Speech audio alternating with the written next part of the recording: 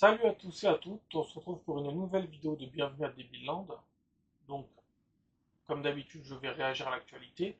Donc, je vais prendre une affaire au pif, la première qui passe, et vraiment la première. On n'est pas là pour mentir, ici on est juste là pour parler de la réalité, hein, c'est tout. Alors, voici la France. Tout va bien en France, mais tout va bien, voyons. C'est magnifique, c'est beau la France. Alors, voici la réalité de notre pays. Lille. Une personne âgée de 77 ans, grièvement blessée au couteau près du marché de Oisem. Son pronostic vital est engagé. Le suspect qui souffrirait de troubles psychiatriques a été interpellé. Alors, quand ils sont d'origine arabe ou d'origine subsaharienne, donc maghrébin ou Afrique subsaharienne, ils ont toujours des problèmes psychiatriques. Hein, voilà, Donc, on a déjà le profil du suspect. Voilà. Parce que s'il avait été blanc, hein, on n'aurait pas mis en avant qu'il avait des troubles psychiatriques. Ça, c'est des conneries déjà. Voilà. Donc, ce dimanche matin, rue Louis Fort à Lille, un individu a agressé à l'arme blanche une personne âgée de 76 ans à 2 pas du marché de Oisem. Je sais pas si ça se dit Oisem, mais je pense, hein, j'ai jamais entendu comment ça se prononce. Donc excusez-moi pour la prononciation si c'est pas la bonne.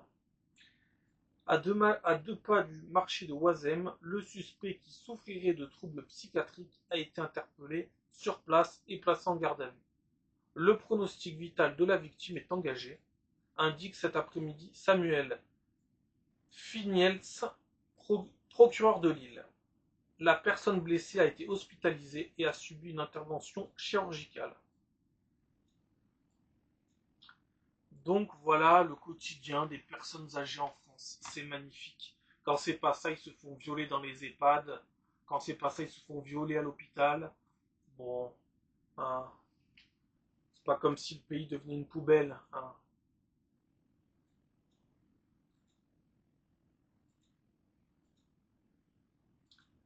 Donc voilà pour l'actualité. Je pourrais en faire une autre, hein, tant qu'on y est. Tant qu'on y est quand même, parce que sinon la vidéo sera pas assez longue. Là, j'ai pas plus d'informations sur ce qui s'est passé, mais bon, hein, le profil psychiatrique, forcément, ça veut tout dire. De toute façon, c'est simple, hein. Noir ou basané, c'est toujours psychiatrique. Donc c'est réglé. Pourquoi? Bah, c'est par racisme. C'est par racisme. Évidemment que ça peut être que par racisme. Moi, si je fais ça, on va me dire que j'ai toute ma tête. Parce que je suis blanc. Eh oui, tout simplement. Hein. On en est là. Hein. On en est là. En gros, ils sont en train de dire, ouais, mais ils sont pas comme nous. Ils sont inférieurs à nous. Ils sont pas de la même civilisation que nous. Donc, ils ont des problèmes psychiatriques. Voilà. Voilà. C'est réglé. C'est comme ça que ça fonctionne, tout simplement.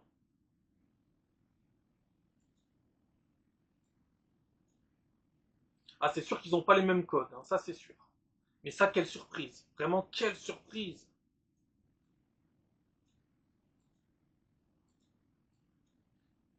Alors ensuite, ah bah, on va rester dans le domaine des personnes âgées quand même, hein, dans cette vidéo. Yvelines et Seine-et-Marne.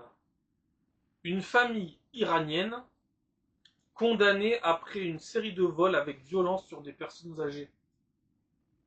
C'est magnifique. Est-ce que c'est beau quand même?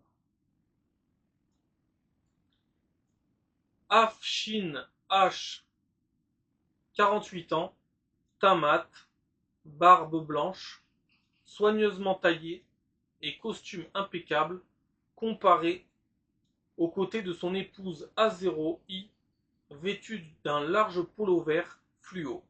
Leur fils Armin, 19 ans, a le visage fermé.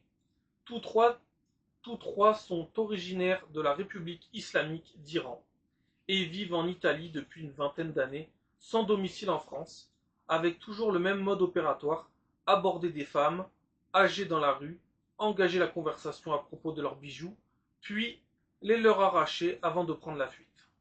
À chaque fois, un sac contenant quelques pièces de monnaie est laissé à la victime.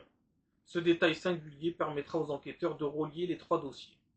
Le 19 mars dernier, également à la Selle Saint-Cloud, c'est Marie-Claude, 93 ans, qui est attaquée en pleine rue alors qu'elle se déplaçait avec un déambulateur.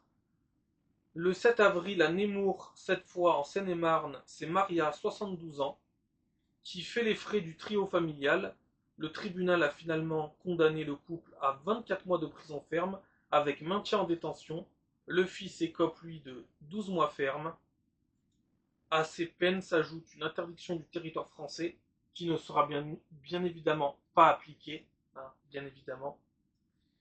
Une autre de détention ou de port d'armes pendant 3 ans, ainsi que 8 500 € de dommages et intérêts à verser aux 3 victimes, dont 4 000 € pour la seule Thérèse. Mais question, ils vont sortir cet argent d'où en fait? Non, parce qu'ils n'ont pas d'argent. Qui va payer pour eux? Ah, c'est les Français. Eh oui. C'est encore nous qui allons payer pour eux. Mais il n'y en a pas marre de ça, sans déconner. Vous en avez pas marre de ça? Pour moi, c'est remigration directe. Hein. Il n'y a pas de discussion. Il n'y en a aucune. Et oui, c'est encore les Français qui se font en plus cracher dessus et traiter de racistes qui vont devoir payer pour eux. Eh oui.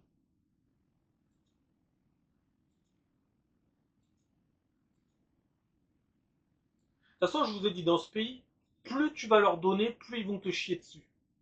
C'est pas compliqué. Et apparemment, une majorité de Français, ça les dérange pas. C'est magique. Et après, ils vont te dire que c'est les Gaulois réfractaires. Réfractaires de rien du tout. Est-ce que vous avez vu, il y a 2 jours, il y a eu la fête de l'Aïd. Est-ce que vous avez vu à quel point les musulmans ont fait une démonstration de force avec l'appel à la prière dans les grandes villes de France? Mais c'est démentiel. C'est démentiel. Et aucune réaction des maires, que des soumis. Que des soumis dans ce pays. Les Gaulois réfractaires qui sont en train de se faire envahir et qui ne font rien par hypocrisie, lâcheté, faux cul, hein, c'est des faux culs, et aussi parce que ce sont des Gaulois réfractaires. Ben oui, voyons, bien évidemment. Il y a longtemps que les Gaulois ont disparu. Hein. Il en reste quelques-uns, mais il n'y en a pas beaucoup. Hein.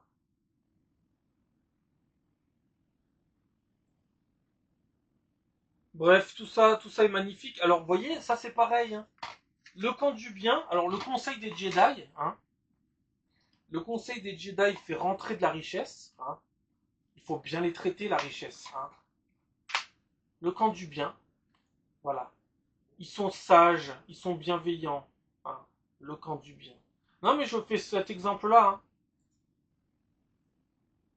Au moins, c'est schématisé. Normalement, c'est assez clair. Hein. En passant par Star Wars, ça devrait le faire. Le camp du bien. Voilà. Ils savent mieux que tout le monde ce qu'ils doivent faire pour la galaxie. Hein. Voilà. La France. La galaxie, c'est la France. Ils savent mieux que tout le monde ce qu'ils doivent faire. Donc, il nous faut venir de la richesse. Hein. Puis les personnes âgées se font agresser, voler, violer, tuer, etc. Hein, ça ne les dérange pas, bizarrement. Et puis il y a le camp du mal. Hein.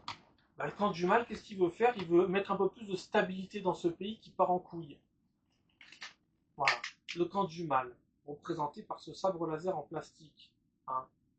Ça, c'est le camp du mal. Le camp du mal qui veut faire de la cohérence, de la logique et du bon sens.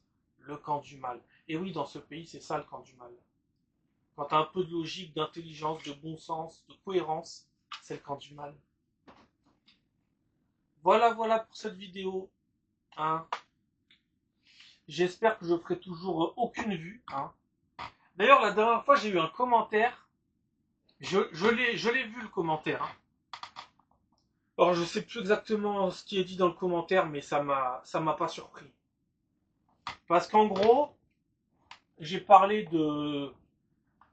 d'un migrant hein, qui avait cambriolé une boutique Bouygues Télécom en cambriolant des téléphones, hein, qui a été soi-disant considéré handicapé. Hein. Fascinant. Eh ben, tout ce qu'on m'a répondu, c'est oui, il faut voter Jean-Luc Mélenchon. Mais vous êtes taré, vous êtes complètement fêlé dans votre tête. Mais je comprends pas, mais où est la logique en fait? Donc, on va mettre Jean-Luc Mélenchon pour qu'il y ait encore plus d'affaires comme ça. Mais vous êtes complètement cintré. Je suis désolé. Hein. Mais vous rêvez. Vous êtes dans un monde. Je comprends plus. Ces gens, on les a perdus quand exactement? Quand c'est qu'on les a perdus au niveau cérébral, ces gens? Il y a un problème, sans déconner, il y a un problème. C'est pas en votant Jean-Luc Mélenchon que ça va s'améliorer, ça va être 1000 fois pire. Est-ce que vous comprenez ça? Comment vous pouvez ne pas comprendre un truc aussi simple? Je comprends pas. Ouais, tu vas sûrement voter extrême droite. Bien sûr que je vais voter extrême droite. Et je vais me gêner même. Bien évidemment que je vais voter. Et je ne changerai pas. Mon avis ne changera pas. Je suis pas une girouette qui va changer en 10 secondes. Non, non. Personne ne me fera changer d'avis. Vous votez bien ce que vous voulez. Vous vous démerderez. Hein, quand, voilà, quand tout se sera effondré, vous vous démerderez. Vous ferez face à la réalité. Ça sera votre responsabilité. Hein. On a chacun notre responsabilité. Moi j'ai la mienne, vous avez la vôtre. Voilà. Si vous voulez voter des Édouard Philippe pour prolonger le quinquennat Macron de 10 ans à 15 ans, c'est votre problème. Hein. Si vous voulez mettre des Gabriel Attal, c'est pareil. Hein. Gabriel Attal, la pauvre petite victime. Oh, il est gay, Gabriel Attal, oh, c'est terrible. Oh là là, le pauvre. Le pauvre, il est gay. C'est ça son programme pour la présidentielle 2027, c'est je suis gay. Bah putain, ça promet ça aussi. Ça aussi, ça promet. Oh, j'ai eu une enfance difficile parce que j'étais gay. Mais bon, on n'est pas sorti là non plus. Hein. Oh putain, on n'est pas sorti. Déjà, ça dégage. Voilà. Et Jean-Luc Mélenchon, n'en parlons même pas. Hein. N'en parlons même pas. Mais bon, on voit dans des commentaires des gens qui sont totalement déconnectés. Je respecte votre vote, mais au moins respectez au moins le mien. Hein. D'accord?